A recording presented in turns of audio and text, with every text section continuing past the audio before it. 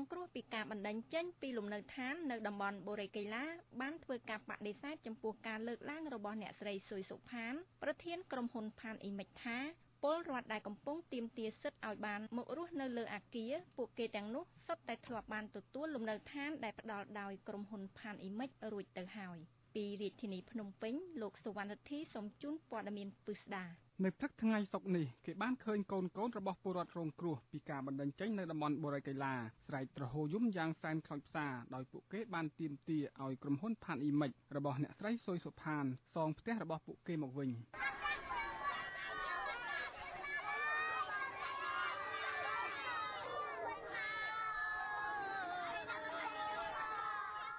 ប្រជាពលរដ្ឋខ្មែរម្នាក់ដែលបានទៅឈរមើលពលរដ្ឋបូរីកេឡាដែលស្រែកទ្រហោយំទាមទារឲ្យក្រុមហ៊ុនប្រគល់ផ្ទះទៅតាមកិច្ចសន្យាដែលក្រុមហ៊ុនបានធ្វើកន្លងមកលោកសេនសំណាងបានសម្ដែងមតិថាលោកមានក្តីខ្លោចផ្សាក្នុងចិត្តនៅពេលដែលបានឃើញពលរដ្ឋខ្មែរពិតៗទទួលរងទុក្ខវេទនាបែបនេះខ្ញុំមានអារម្មណ៍ថាដូចមានការសង្វេគក្នុងចិត្តចំពោះអ្វីដែលអាជ្ញាធរព្រមទាំងថ្នាក់ដឹកនាំទាំងអស់ដែលពាក់ព័ន្ធនៅក្នុងកន្លែងទឹកដីនៅបូរីកេឡានេះឃើញថាវាសង្វេគពេកទៅឃើញក្មេងៗយំស្រែកជាបរដ្ឋយំស្រែកនេះឬការដឹកនាំឈ្នះរបស់សម័យសម្ដេចតេជោហ្នឹងឬយ៉ាងណាហើយរឿងមួយទៀតយើងឃើញហើយថាការដោះដូរផ្ទះសម្បែងមានគោលការណ៍ដឹងឮទាំងអស់ទាំងអាជ្ញាធរដែនដីក៏បានដឹងឮព្រមព្រៀងកិច្ចព្រមព្រៀងថាឃើញថាមានការដោះដូរតាមសំណើជារដ្ឋថាមានការដោះដូរដល់10អគារឥឡូវគេកសាងតែប៉ុណ្្នឹងឲ្យគាត់ហើយខ្ញុំឃើញសង្វេគពេកនៅរាល់អ្វីដែលយើងឃើញថាក្មេងៗយំរលាខ្លួនត្រៀមទារនៅឋានត្រៀមទារការរស់នៅសមរម្យនេះឬពីការដែលមានឆន្ទៈរបស់ប្រទេសដែលមានការដឹកនាំដោយសម្ដេចយួនសែននេះចង់ឲ្យប្រជាពលរដ្ឋខ្មែរយំស្រែកដល់ណាទៀតគាត់ល្មមបញ្ចប់ហើយចិត្តដោះឆ្នោតអាណត្តិទី13នេះហើយអញ្ចឹងប្រសាសន៍របស់គាត់ដែលផ្សាយក្តែងមន្ត្រីរបស់គាត់ដែលផ្សាយក្តែងថាកាត់បន្ថយពីក្រីក្ររបស់ប្រជាពលរដ្ឋគ្រប់ទាំងអស់នៅទូទាំងប្រទេសនេះមិនឲ្យអត់បាយមិនឲ្យវេទនាប្រកាសជាបរាជ័យហើយគឺចាត់ស្ដែងនៅបូរីកេឡាបឹងកក់នេះយើងឃើញចាត់ស្ដែងផ្អើលពេញមាត់មនុស្សមួយទៅមាត់មនុស្សមួយហើយអញ្ចឹងខ្ញុំគិតថាបរាជ័យរបស់យុទ្ធសាស្ត្ររបស់គាត់ជាមួយគ្នានេះដែរឆ្លើយតបទៅនឹងការលើកឡើងរបស់ប្រធានក្រុមហ៊ុនផានអ៊ីមិចដែលធ្វើបទសម្ភាសន៍ជាមួយកាសែតភ្នំពេញប៉ុស្តិ៍ច្បាប់ចេញផ្សាយថ្ងៃទី10ខែសីហាឆ្នាំ2012នៅព្រឹកថ្ងៃទី17ខែសីហាឆ្នាំ2012ប្រជាពលរដ្ឋរងគ្រោះពីការបណ្តេញចេញមកពីសហគមន៍បូរីកេឡាបានជួបជុំគ្នានៅខាងមុខអគារទី9ដែលក្រុមហ៊ុនផានអ៊ីមិចមិនទាន់សាងសង់រួចដើម្បីផ្សព្វផ្សាយសេចក្តីប្រកាសព័ត៌មានជុំវិញការលើកឡើងរបស់អ្នកស្រីស៊ុយសុផានដែលថាប្រជាពលរដ្ឋរងគ្រោះពីការបណ្តេញចេញពីលំនៅឋានដែលកំពុងទាមទារតាមពិតពួកគាត់បានទទួលបន្ទប់ស្នាក់នៅដោយក្រុមហ៊ុនផានអ៊ីមិចបានប្រគល់រួចរាល់ហើយ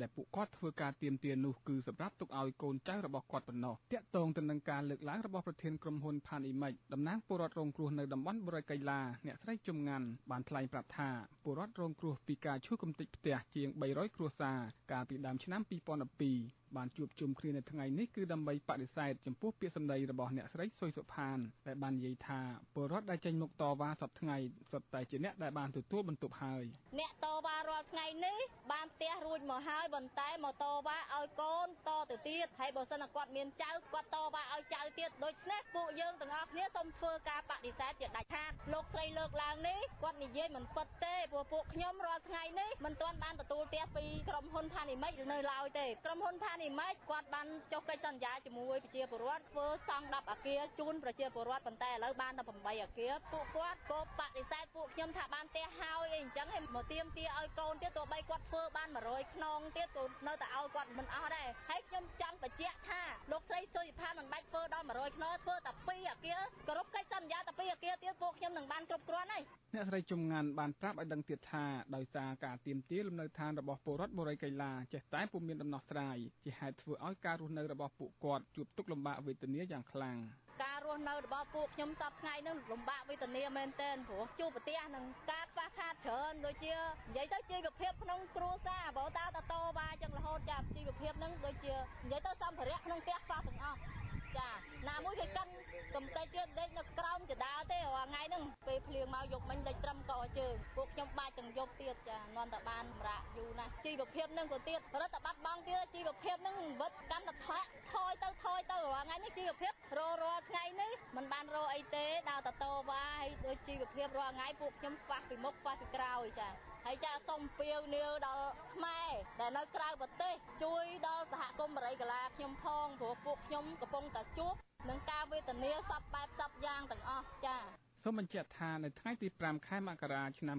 2004ក្រុមហ៊ុនផានអ៊ីមិចបានចុះកិច្ចសន្យាជាមួយប្រជាពលរដ្ឋរស់នៅតំបន់បូរីកៃឡាថានឹងសាងសង់អគារស្នាក់នៅចំនួន10ឲ្យទៅពលរដ្ឋដែលកំពុងរស់នៅតំបន់បូរីកៃឡាជាថ្នូរទៅនឹងការទទួលបានសិទ្ធិអភិវឌ្ឍផ្ទៃដីនៅតំបន់បូរីកៃឡាប៉ុន្តែអគារទី9និងទី10គេមិនបានឃើញក្រុមហ៊ុនផានអ៊ីមិចសាងសង់បញ្ចប់ឡើយដោយចោទប្រកាន់ប្រជាពលរដ្ឋដែលនៅសេសសល់ជាង300គ្រួសារថាជាពលរដ្ឋមករស់នៅខុសច្បាប់ទើបនៅថ្ងៃទី3ខែមករាដើមឆ្នាំ2012គេបានឃើញកងកម្លាំងចម្រុះប្រដាប់អាវុធចុះមករស់រើលំនៅឋានរបស់ពលរដ្ឋនៅបូរីកៃឡាទាំង300ខ្នងអស់ប្រធានប្រតិបត្តិផ្នែកសិទ្ធិលំនៅឋានធ្លាប់បានលើកឡើងថាប្រសិនបើរដ្ឋាភិបាលមានឆន្ទៈនឹងដោះស្រាយទៅលើបញ្ហារបស់អ្នកភូមិបូរីកៃឡាប្រកាសជាអាចបញ្ចប់ប៉ុន្តែរដ្ឋាភិបាលបែរជាមានឆន្ទៈដោះស្រាយតែចំពោះពលរដ្ឋយួនដែលមករស់នៅខុសច្បាប់ជាក់ស្ដែងជនជាតិយួនដែលរស់នៅលើផ្ទៃទឹកទន្លេសាបម្ដុំផ្សារក្រោមស្ថិតក្នុងខេត្តកំពង់ឆ្នាំងរដ្ឋាភិបាលបានផ្ដល់ប្រាក់ចំនួន$10,000និងរកដីគោកឲ្យជនជាតិយួនទាំងនោះដើម្បីជាថ្នូរពីការចាកចេញឈប់រស់នៅលើទឹកខ្ញុំសវណ្ណរិទ្ធីវិទ្យុខ្មែរប៉ុស្តិ៍ KPR រាយការណ៍ពីរាជធានីភ្នំពេញផ្សាយតាមប៉ុស្តិ៍បើមិននិយាយណាថ្នាក់ដឹកនាំយើងពុកអដើរផ្លូវខុសផ្សាយតាមប៉ុស្តិ៍ជួយវិញ្ញារាជប្រុសស្រី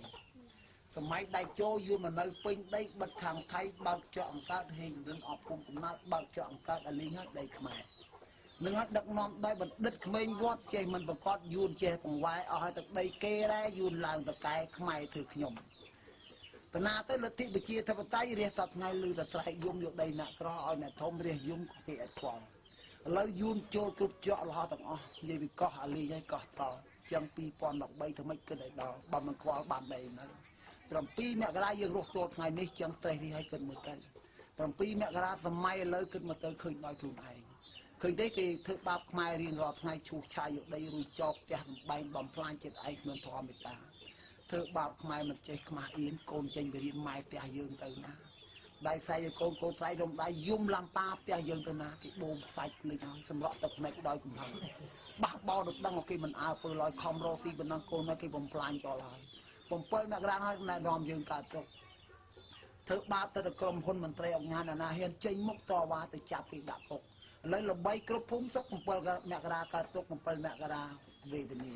ជំលះខ្មែរចេញពីក្រុងអញ្ចឹងយើងថាតែប៉ុលពតលើដល់ក្រោយចិត្តមូលហេតុខ្មែរតែមានជាក៏ទៅរបបពីរនឹងដូចគ្នា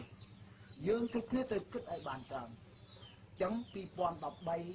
23កក្កដាគឺទឹកចឹងក្រោយព្រះអាទិត្យរះឲ្យនៅគ្នាក្រោយ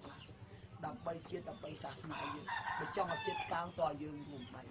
ត្រូវតែបោះឆ្នោតឈប់ចាញ់បងអាប់ព្រៃដោយសាររងប៊ីជេញរឿងអស់ទឹកអស់ដីមិនចឹងតាអស់ទឹកអស់ដីអញ្ចឹងទៅតែរួមដៃឲ្យគ្រប់ត្រា2013ត្រូវតែបោះឆ្នោតញ៉ឹងណាអញ្ចឹងកុំឆោតបើមិនអញ្ចឹងទៅវាចាស់គេមកខាងទៅធ្វើគេមានដូចផ្នែកដើមចាស់គឺអនុវត្តទៅមានដូចគេដេកដើមជាតិលហេងហាមដោយសារអ្នកដឹកនាំគ្មានធម៌ឃើញទេយើងចេះតែប្រត់ប្រៃខ្សែនយុរដ្ឋត្រីសឹកតែផ្ទះថ្មឡានរាប់លោជិះសឹកតែល្អយើងក្រដោយសារអ្នកដឹកនាំឃើញទេពេលបោះឆ្នោតដងគេបន្លែបន្លំឲ្យវាជេងផ្លេចមិនដែរបង្ខំឲ្យតែបានអញថោកគេអត់គិតទៀតចាក់ដៃមកជុំថ្ងៃនោះសំដីអត់ទៅគិតទៅក្រោកទៀតអត់គិតទេជាតិចុះម៉ែឪគ្នានិយាយបានដៃមកកោនិយាយឲ្យកោកបើអញចាញ់ឆ្នោតជប់ធ្វើបុណ្យហើយខំធ្វើមុនឥឡូវមកបំផ្លាញយើងតជប់ធ្វើបុណ្យហើយហៅមនុស្សអីប្រពន្ធលោកដល់ឲ្យតាមសិល5សិល8ចូលឈប់ធ្វើបុណ្យយើងមនុស្សអីនេះបើតាមស្អាតសម្ដីគាត់និយាយយើងត្រូវខកឈប់ធ្វើបុណ្យការឈប់ធ្វើបុណ្យប្រខិនទិញសិនបាបម៉ាំងក៏ត្រូវដកតែយើងគាត់យើងនិយាយដល់គាត់ដកត្រូវយើងស្គាល់ឲ្យតែខកយើងហាក់លធាអត់ស្គាល់បុណ្យអត់ស្គាល់បាបមានខ្មែរក្រហមហៅពលដល់ក្រោយចិត្តមូលហូតស្ដាប់ទៅនិយាយដូចគ្នាអញ្ចឹងខ្មែរអើយតែអត់សាសនាយើងមានពេលយើងគ្រប់គ្នាគួរណាស់ពិចារណាតែ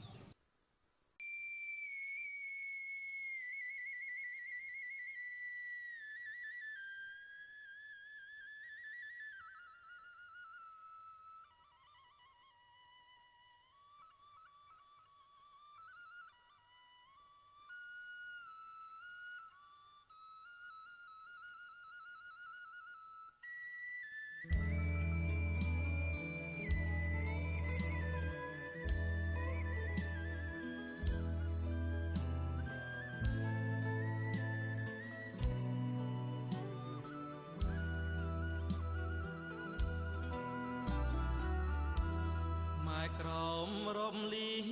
ន រងទុកវេទនាដូចកូនកំព្រីរងាដួងចិត្តណាប្រត់ឪពុកម្ដាយក្លៀតឆ្ងាយញាតមិត្តណាបនយួនអង្គក្រិតដេញតាមប្រហា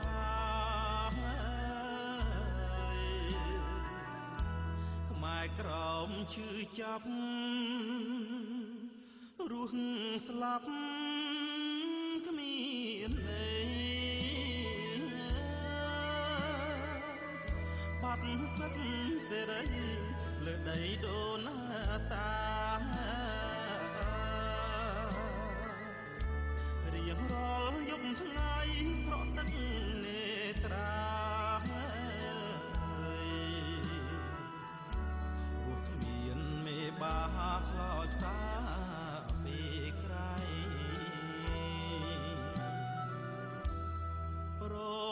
លោកវាសនាកណ្ដាចំបាយបណ្ដោយកនតែឆ្ងាយប្រាប់លោកីវាយោបងបោកប្រឡងទុំភ័យម៉ែក្រមប្រុងស្រីហាស្ដីមិនបានជីវិតខ្មែរក្រហមរស់យ៉ាងអាភ័ព្វរួមក្រោមរបបកុម្មុយនីសសាមានវប្បធម៌ជាតិសាសន៍ថ្លៃថ្លាកើនកានត្រូវយួនតាមដានបំផ្លាញស្ទើរអស់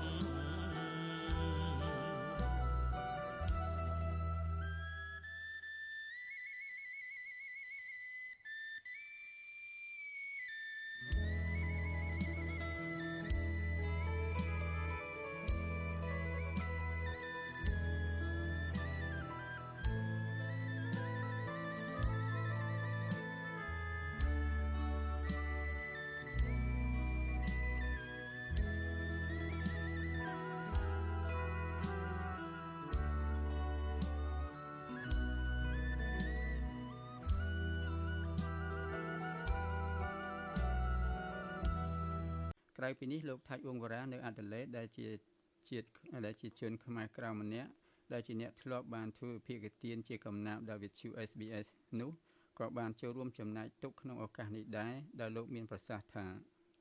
ខ្ញុំមានការសោកស្ដាយជាទីបំផុតដែរគឺថាតាំងពីព្រះអង្គទ្រង់ព្រះជន្មាយុរហូតដល់ព្រះអង្គសោយទីបំផុតដែលយើងសង្ឃឹមថាព្រះបិតានឹងជួយដល់បុត្ររបស់ព្រះអង្គនៅកម្ពុជាក្រមនឹងឥឡូវព្រះអង្គបានសុគតចោលសេចក្តីសង្ឃឹមនោះក៏បានខកខានដូច្នេះក្នុងទិវាដ៏សោកសៅនេះខ្ញុំក៏បានស្ដាប់ឮអ្នកខ្លះជាច្រើនដែរក៏បានយំសោកស្ដាយសំណោះថាព្រះអង្គមិនក៏អាយុបច្ចុប្បន្នខ្លីម្លេះអីនេះចុះដូច្នេះនេះខ្ញុំគ្រាន់តែសូមចូលរួមក្នុងមរណទុក្ខហើយសូមអភ័យចំពោះព្រះមហាក្សត្រផងដែរចំពោះការខុសឆ្គងឆ្គងដោយពីមុនដែលបានធ្វើកន្លងមកនោះគឺសូមឲ្យខ្លាចទៅជាហោសេក្នុងរឿងរបស់កូនចៅក្នុងនាមខ្ញុំបាទខ្ញុំទូព្រះអង្គគុំជាកូនខ្មែរក្រមម្នាក់ដែលសង្ឃឹមព្រះអង្គតាំងពីនៅរស់រហូតដល់ព្រះអង្គសោយទីវង្គតទៅនឹងថាទឹកដីកម្ពុជាក្រមនៅទៅដែលដូច្នេះគឺថាការសុគតឬការស្លាប់ឬការបាត់បង់ជីវិតនោះជារឿងធម្មតាសំដោយថាភាសាថាមរណងមេពវិសតិសត្វសត្វគ្រប់ទីស្ថានគេមិនបានពីក្តីស្លាប់ខ្លួនអាត្មាអញមិនយូរឆាប់គង់តែស្លាប់ដូចគេដែរដូច្នេះសេចក្តីស្លាប់តែងទៅទៀងសង្សាមញ្ញលក្ខណៈ3យ៉ាងគឺមានអនិច្ចំទុក្ខំអនត្តា